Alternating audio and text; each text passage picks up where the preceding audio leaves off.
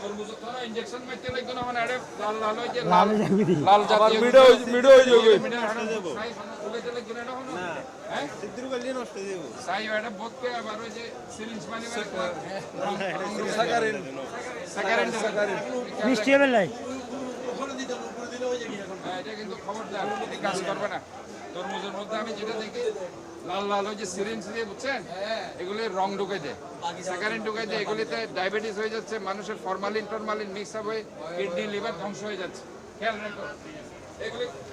কোথাকার কোথাকার এগুলি কোথাকার বাংলাদেশের না কোথাকার বাংলাদেশের ফুডস কই বাংলাদেশের ফুডস রাখো না কেন শোনো হৃদয়ে বাংলাদেশ ধারণ করতে হবে ইনশাআল্লাহ তাহলে কিন্তু বাংলাদেশ উঠবে সারাক্ষণ বিদেশি ফ্রুটস নিয়ে চিন্তা করো কেন দেশীয় ফ্রুটস খাওয়া দেশীয় যে ফলমূল আছে এগুলো বিক্রি করবা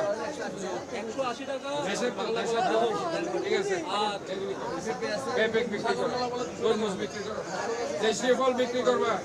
ওই বিদেশ থেকে আনবা রাখার জন্য ফরমালিন দিবা মানুষের লিভার কিডনি নজরের দরকার নেই দেশীয় ফল বেশি বিক্রি করবে হুজুর কত হলো হুজুর টুপি দিন তো একদম আল্লাহর হাসে পাইবেন কম দামে বেচন আমাদের মসজিদের মধ্যে কলা দিচ্ছে দেখবে কিনে রেটে শুনুন বিদেশি ফ্রুটস আনি ফরমালিন দিয়ে বেশি কোনো লাভ নেই বেশি বেশি দিন রাইবার লাই দেশীয় ফ্রুটস বেচন ইয়ানো দেশের লাভ হইব দেশের কৃষক সকল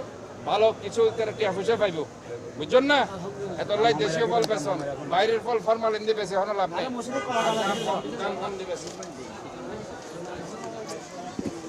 উৎসবের খুশি হবে নগদে বেশি, কারণ ঘন্টায় ঘন্টায় আছে গিফট জেতার সুযোগ।